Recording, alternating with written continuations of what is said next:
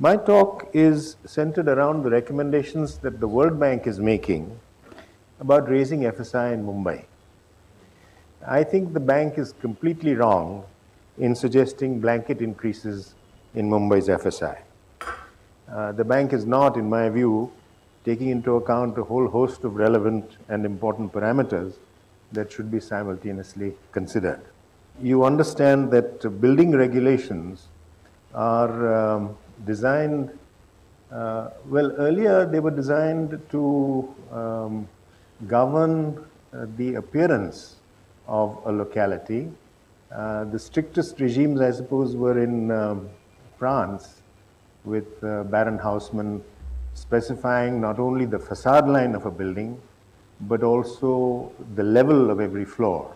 So you will have long lines of houses or apartments or offices with a consistent facade, a consistent floor level, and very often a consistent material of construction. An innovation from the US post-World War II introduced the concept of FSI. Now, the purpose of these earlier regulations was always to control the volume of construction so that you somehow controlled the number of people living in a locality in order to make that number of people consistent with what the infrastructure could support, not only water supply and sewerage, but also street capacities. FSI stipulated the volume of construction on a plot in terms of total floor space. And this achieves the same end result, but it allows an architect the freedom to change the size of the plinth, increase the number of floors, while still maintaining the total built volume so that the numbers of people in that locality remains what is desired. Now let me show you a typical slide of what is shown to us by the World Bank. This compares the FSI in different cities around the world. In Mumbai, it's 1.33, in Amsterdam, 1.9, in Paris, 3, in New York, 15. And I think this is seriously misleading. It should show in an adjoining column that Mumbai consumes 5 square meters per capita, and New York, the consumption is 55 square meters per capita. So it's 11 times as much. So for the same number of people, FSI 1.33 in Mumbai corresponds exactly to 11 times that, which is 15 in New York. Both produce the same numbers of people in a locality. But the World Bank is not looking at that parameter. All they're looking at is FSI, and they say, look at this. FSI in Mumbai is much too low. This is a map of Manhattan, and the FSI varies, as you can see, from 15 here to something like under 2 or 3 over there. It's not 15 throughout.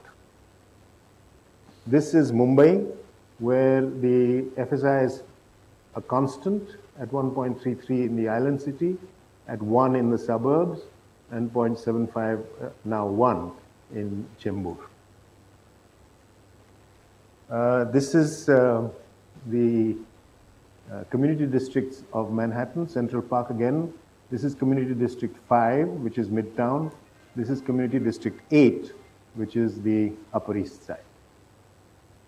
And these 12 districts comprise Manhattan.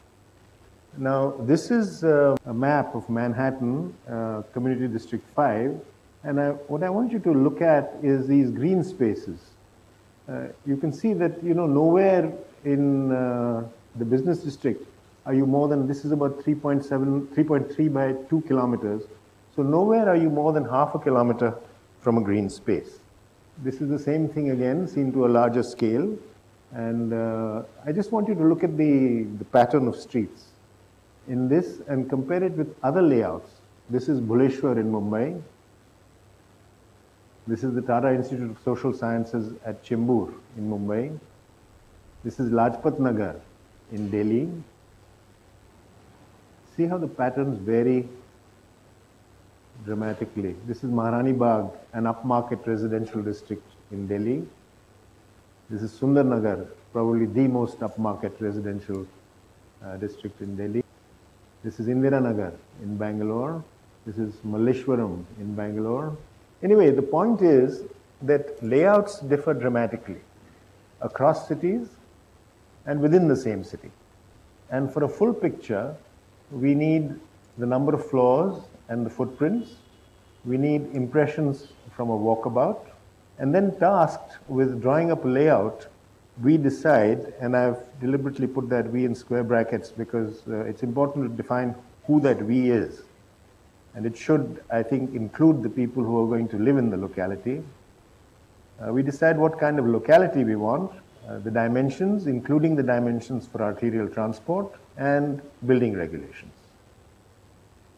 Now, I want to suggest that we introduce a new parameter, which I call crowding.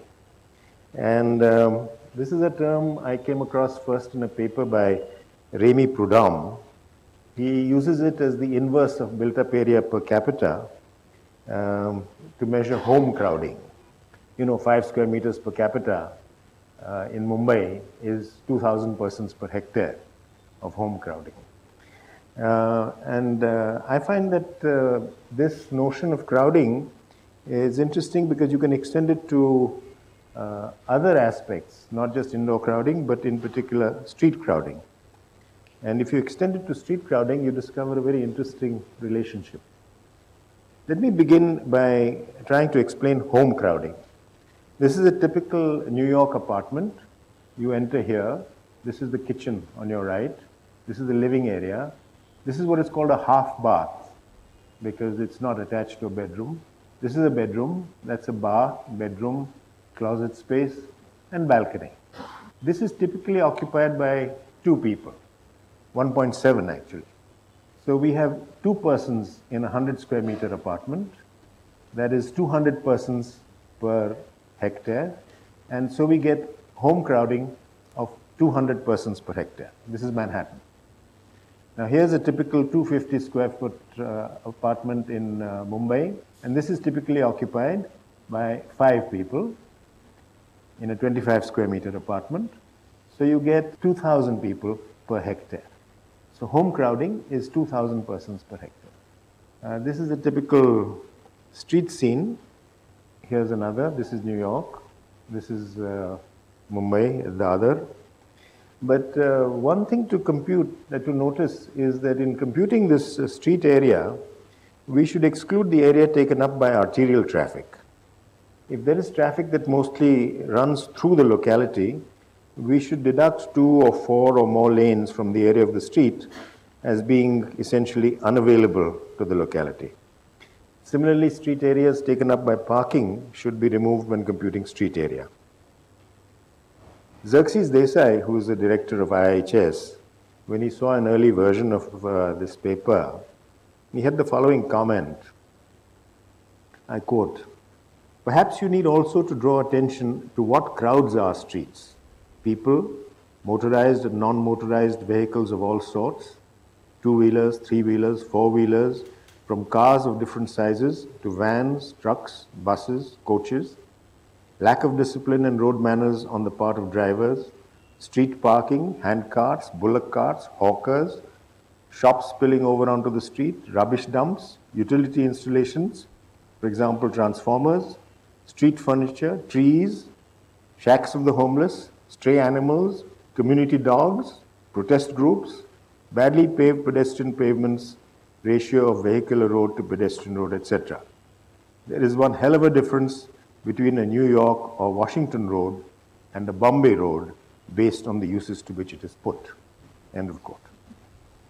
Now, the implicit suggestion that street functions would benefit by being segregated is something that Jan Gehl, for one, would strongly resist. When pedestrians and traffic are completely separated, he thinks it becomes duller to drive and duller to walk and duller to live along these streets. But he likes the idea of stopping traffic at the perimeter of a locality with a pedestrians-only area in between and a short walk to your particular door or gate. And I think Herman Knoflacher, a transportation engineer in Austria, makes the same point. He thinks that the distance to where your car is parked should be at least as much as the distance to the nearest bus stop. Anyway, I think the point is well taken that whatever numbers we arrive at when measuring street crowding, it's important to apply an appropriate multiplier or an appropriate attenuator before you start making international comparisons. Anyway, let's try and understand the controlling parameters. There are 4. The first is indoor crowding, persons per unit of built-up area. The second is street crowding, persons per hectare of street area. The third is FSI, which is the ratio of built-up area to plot area. And the fourth is plot factor, which is buildable plot area upon street area. This is an unfamiliar notion to most people, but it varies quite a lot from city to city. And we find this very interesting relationship. Street crowding is equal to internal crowding into FSI into plot factor. Let me explain this. That symbol represents 100 persons. And if you have a home plot of 1 hectare and a street area of 1 hectare, then with an FSI of 1 and 200 persons per hectare as home crowding, you will get 200 persons per hectare on the street. And Manhattan CD8, the Upper East Side, has home crowding of 180 persons per hectare. So this is typical of Manhattan. Now the same diagram, but now we have FSI 1 and home crowding of 2,000 persons per hectare. Street crowding also therefore is 2,000 persons per hectare. And we have Mumbai's G North, which has home crowding of 2181 persons per hectare. So this diagram is typical of Mumbai. If you have home plots which are 2 hectares and the street area is 1 hectare, then you will have plot factor is 2, FSI is 1, home crowding is 200 persons per hectare, and street crowding is 400 persons per hectare. So street crowding is home crowding times the plot factor. Now we have FSI 8, home crowding of 200 persons per hectare. Street crowding becomes 1600 persons per hectare, and the formula is street crowding is home crowding into FSI. Combine these and we have FSI 8, plot factor 2, home crowding 200 persons per hectare, street crowding becomes 3200 persons per hectare, and this is the final formula. Street crowding is home crowding into plot factor into FSI. So this is the formula. If you expand it, you'll see that street crowding is persons per hectare of street area, internal crowding is persons per hectare of built-up area, FSI is built-up area upon plot area, and plot factor is plot area upon street area.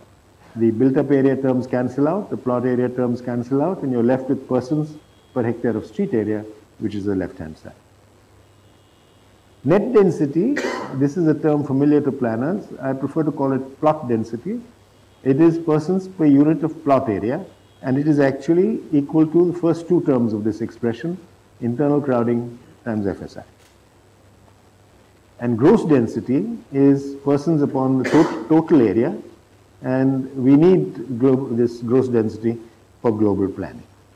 This can be expanded. We can have home crowding, persons per hectare of home area, job crowding, which is persons per hectare of office area, amenity crowding, which is persons per hectare of amenity area, park crowding, which is persons per hectare of park area, street crowding, persons per hectare of street area, and we could have different plot factors: residential plot area upon street area, offices plot area upon street area, and then we would have street crowding is equal to home crowding times plot factor for homes times FSI, which would be the night crowding, and street crowding is equal to job crowding times plot factor for jobs into FSI, which is the daytime crowding.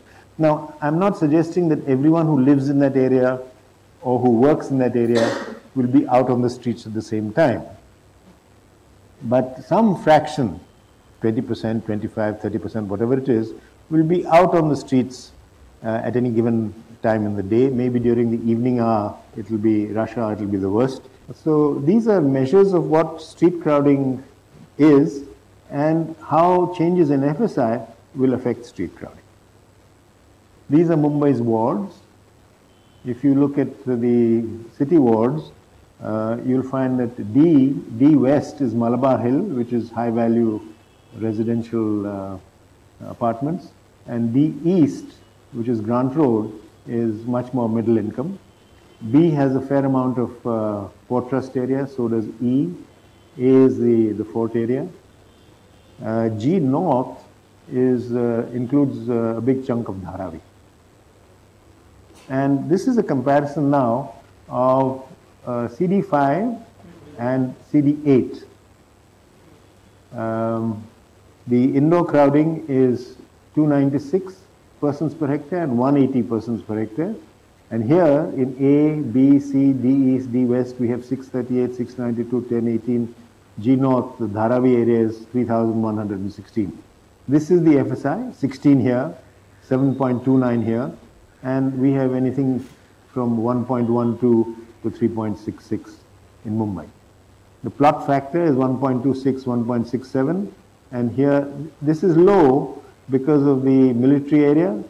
B is low because of the Port Trust area, but D West, the Malabar Hill area, is 4.71, and this is because some plots are very large. We have the governor's establishment there, and we have the Parsi Towers of Silence. So the plot areas are very large in relation to the street areas. That's why you get this very large number here. But look at the street crowding. This is 5,986. This is daytime crowding because Manhattan Midtown has huge numbers of people in jobs there. This is 2190. We have 1695, 5,182. So in D East, we're almost at the same level as this. And here, of course, don't forget that Manhattan has an underground railway. Now, let's draw a graph of the same formula. On the x-axis, we have indoor density. On the y-axis, we have plot density. Now, you can call it plot density, you can call it plot crowding, you can call it whatever you like, crowding or density. I think they're all measures of density, persons per hectare. And they're all related by dimensionless parameters. In this case, that's the formula. Internal density or indoor density times FSI times plot factor is street density. And these two, indoor density times FSI, is plot density. And all axes are 1,000 persons per hectare. These are multiplier lines of FSI. This is FSI 0.5. And you'll see that, if you take indoor density of 3 and have an FSI of 0.5, you'll get a plot density of 1,500. This is FSI 1. These are FSIs 2, 4, 8, and 16. And if you plot particular localities, this is D West. This is G North. That is, G North has an indoor density of around a little over 3,000, FSI of a little over 1, and a plot density of about 3,500. Now, we can go into the second quadrant, which is street density. And then the final axis is gross density. We have multiplier lines again of plot factor 0.5, plot factor 1. These are again multiplier lines. If you take 3,500 here and move across to plot factor 1, you'll come to 3,500 here. Plot factors of 2, 3, and 4. And these are now the diagrams for D West, G North, and this is total factor. That means the total area upon the street area, 5, 4, 3, 2. And you get, this is the street density for D West and the gross density for D West. This is for G North. And that is Community District 8 in Manhattan. This is D East in Mumbai. Grant Road area. This is CD5 in Manhattan. Now, I think what's interesting is that the more prosperous an area, the smaller the indoor densities, the poor areas are further and further away. Generally also, the further out you are over here, to go up to the same plot factor, you get higher plot densities. Higher plot densities, even with plot factors of just over 1, give you fairly high levels of street crowding. Here it's 5,000 and odd. And Dharavi, as proposed, they're saying that it should have an FSI of 4. So if you start here at about 700 or 800, you go to, this is 5, you go to 12.2 somewhere on the ceiling. And then come across, and then street crowding is about 7.9. This is Singapore, Sao Paulo, New York. This is Mumbai. And I want to ask, how have we come to this, where 60% of the city lives in slums? And I think there are 3 components, 3 different sets of policies which we need to change. And unless we make a change in all 3, nothing much is going to change in Mumbai. And the first of these is the Rent Act. No other city in the world has Mumbai's kind of Rent Act, which keeps 2 million people in homes for which they pay about 1,000th of the market rent. These are World War II rentals. And the first and most direct consequence of the Rent Act was that all construction for rental stopped dead in its tracks. When I was a child, the thumb rule was that if you had money to invest, you put 1/3 in stocks, 1/3 in gold, and 1/3 in property, usually property for rental. Property prices were expected to go on rising, keeping pace with inflation or better, and rental income from property would also similarly go on rising. Once the Rent Act was in place, investment for rental naturally stopped. So today, the only place where someone with a middle or low income can find rented accommodation is inside a slum. It's self-policing. The writ of government doesn't run there. Government's formal laws are irrelevant. And I believe that the fear persists today in Mumbai, where leave and license arrangements are being increasingly adopted, that if the numbers become large enough, government will do once again what it did in 1973, when it declared that all leave and license properties were open to the Rent Act, to rent control. And if government is tempted by the number of votes it can earn, it will once again bring the Rent Act into force on all these leave and license properties. So unless the Rent Act is firmly abandoned once and for all, there is going to be no widespread formal investment in middle or low income housing for rental. And we have to remember that it's not only the very wealthy corporations or high net worth individuals who would invest in rental housing for the poor. In France, for example, much of the rental housing is owned by single families who own 2 houses, one for self-occupation and the other for rental. I don't think the problem of how to amend the Rent Act is intractable. I think a number of solutions exist and would be politically acceptable. I think what needs to be understood is that the Rent Act, in effect, is a subsidy paid by the landlord to the tenant, with government paying nothing, just standing by and orchestrating this. If the protection were to be transferred from the premises to the occupant, I think you'd find that many tenants are richer than their landlords and do not qualify for this kind of subsidy from the landlord to the tenant. The second policy I think that we need to change is in regard to inclusionary housing. When the British were here, if you wanted to build a bungalow, you also built servants' quarters in the compound for your cook, your bearer, your driver, your gardener.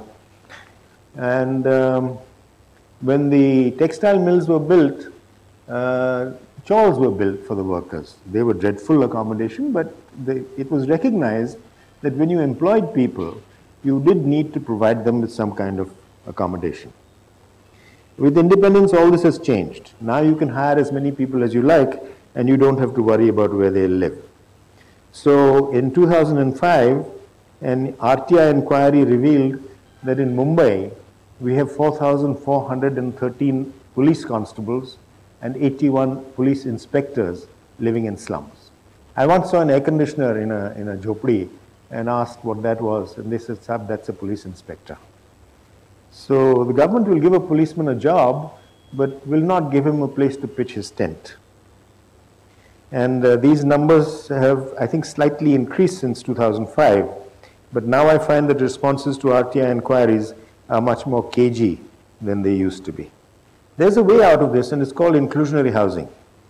Policies addressing the problem of housing those below the median income exist in many countries: England, France, Italy, Spain, Canada, the US, and many others. They simply mandate that whenever you build any floor space for whatever purpose, be it an office or a mall or a cinema or high value residential apartment, you are bound to set aside some predefined proportion of that total built space for inclusionary housing. In most countries, it's around 25%. In Spain, it's 50%. The requirement is that this inclusionary housing must be provided on the same site. The developer understands construction. He is required to carry out the construction, but he is paid for it. So he has no incentive to cut corners. But the land for the inclusionary housing is free. And it is on the condition that he builds that he gets permission to develop the rest of the plot. It goes without saying that no developer in the world likes his country's policy of inclusionary housing. Now, it's important to understand how these schemes of inclusionary housing are administered. It's not left to the developer to manage everything. There are three distinct aspects of such schemes, and each is entrusted to the agency best equipped to deal with it. The developer constructs the housing, he understands construction. A separate agency administers it. In the UK, it's typically an NGO, a housing association. This collects rents and maintains and manages the property. It also owns the property, so it's also able to raise mortgage finance. It's very strongly controlled by government in regard to what rents can be charged. The third aspect is that of subsidy, which is provided by government on a family by family basis. It's separately administered from both the construction and the maintenance and management of the property. Notice that no one gets his or her housing free. The family may get a subsidy, but they pay rent or buy outright the flat from the housing agency which is administering the project. And the third policy change that I think we need is in regard to free housing. It's the policy in Mumbai, but having seen what it has done to the city in the last 10 years, I'm convinced that it's completely unsustainable. It's unworkable on a citywide scale. And the trouble is that it has worked in a few instances. For example, in the construction of 60-storied buildings at Tardev, slums were cleared, the people rehoused in 8-storied buildings, and then these 60-storied buildings have come up. So, you know, this is pointed to as typical of how successful this scheme can be. But it's not replicable on a grand scale, because at each location, you need to fulfill two essential conditions. One is enough upmarket buyers to finance free construction for all the slum dwellers who live there. And the second is that the original area is thinly enough populated that you can add more people in that locality without excessive crowding. And for most of Mumbai, neither of these conditions holds. Such sites as exist in which both conditions hold simultaneously, I think have been exhausted. Here also the government of Maharashtra seems to have painted itself into a corner. It has promised free housing to everyone, and I think a number of solutions are possible, because fundamentally I don't think anyone in their heart of hearts believes that he's entitled to free housing. But people do understand their voting power and their bargaining power. Let me conclude now by returning to the recommendations emanating from the World Bank on the basis of which it's been decided to raise FSI in Mumbai. So if you look more closely at Manhattan and Mumbai, you will find that street areas are not very different. Home areas are not very different. Office areas are more in Mumbai. Industrial area also more in Mumbai. Amenity areas are drastically less in Mumbai. Transport is more or less the same. Open space again is drastically less in Mumbai. These are Manhattan, where the area is 57 square kilometers. This is 69 square kilometers. Population is 1.5 million, 3 million. Jobs 2 million and almost 2 million. Night density is 265. We have 448. Day density is 520, 556. It's pretty comparable, I think. But if you look at crowding, then you get street crowding is 1003 in Manhattan, 1567 in Mumbai. In the daytime, 1768 and 1630. But look at amenity crowding, 2800 here, 15,000 here. Open space is 1870 here, 11,700 there. And don't forget, Manhattan has an underground railway. But since this is a technical audience, I want to show you two more slides. And one is, what is the effect of varying FSI and plot factor? This is our standard chart: indoor crowding, plot density, street crowding, gross density, FSI, plot factor, total factor. Now, if we take a situation where we have 1,000 persons per hectare indoors, and we have 3,000 persons per hectare street crowding, I'm assuming that this plot factor is 3, and that the street area and the amenities and open space area are identical. So you'll get a total factor of 5, and you'll get a gross density of around 600.